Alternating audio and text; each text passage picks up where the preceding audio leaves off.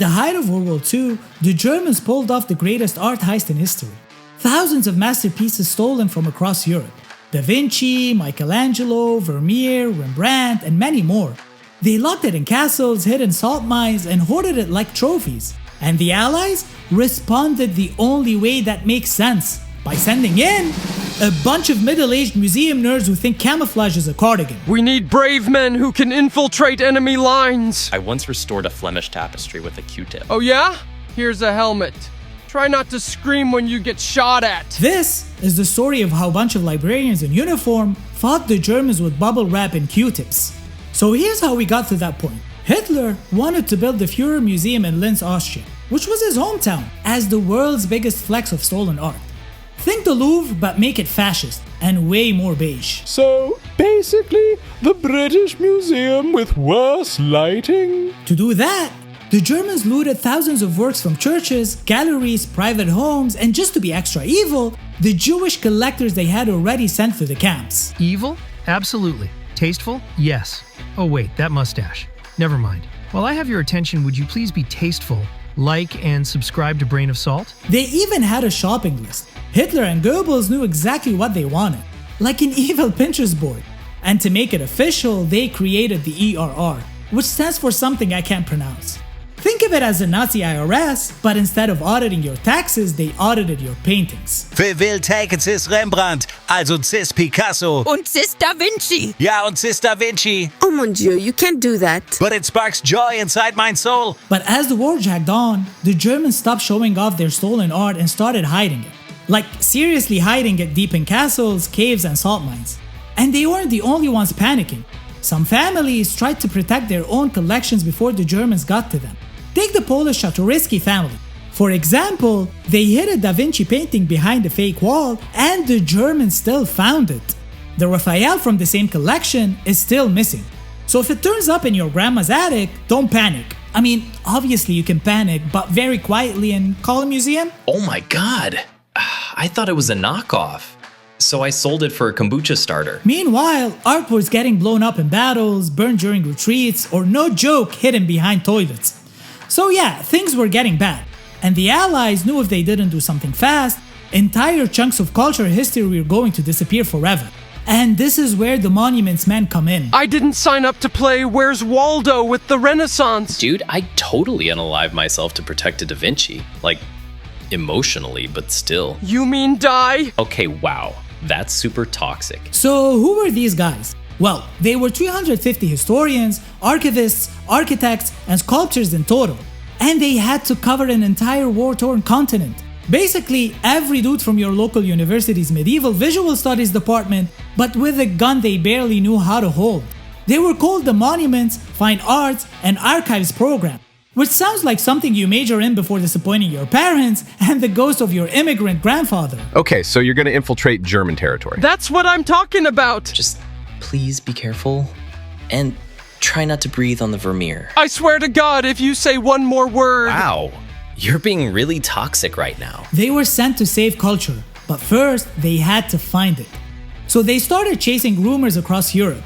A statue here, a fresco there, or half a Picasso stuck under a German's bed next to some bratwurst. And they weren't even all American. Eventually, the monuments team included French, Polish, and even German experts. Yes, but multinational museum nerds. Nerds. Also, the US knew they weren't just fighting Germans. Allied troops looted too. The MFAA wasn't just about reclaiming, it was about preventing more cultural theft as well. We surrender our paintings, not our dignity. Oh wait, merde. But let's be real, none of this works without one woman, Rose Valland. French art historian, worked at the Jeu de Paume museum in Paris, pretended to collaborate with the Germans while secretly writing down every single thing they stole.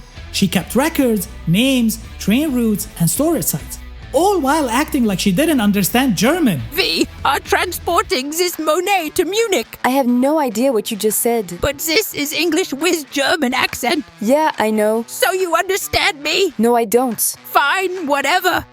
If you understand me, please like and subscribe to Brain of Salt. She risked her life daily.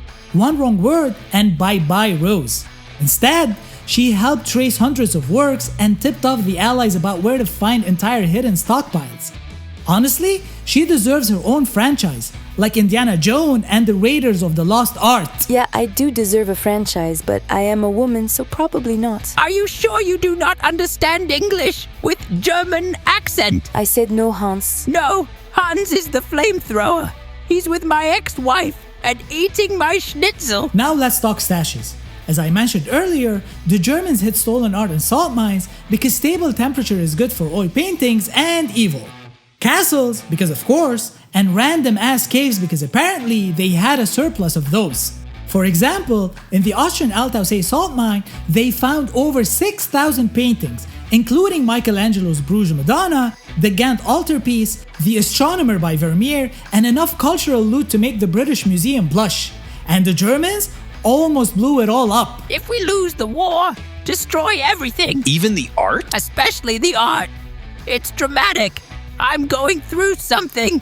You know you could have just gone to therapy instead of Europe. Shut up! Wow, you give major red flags. However, the miners and even some of the German troops secretly disarmed the bombs because some Germans thought he went too far. Like Hans, he also has gone too far.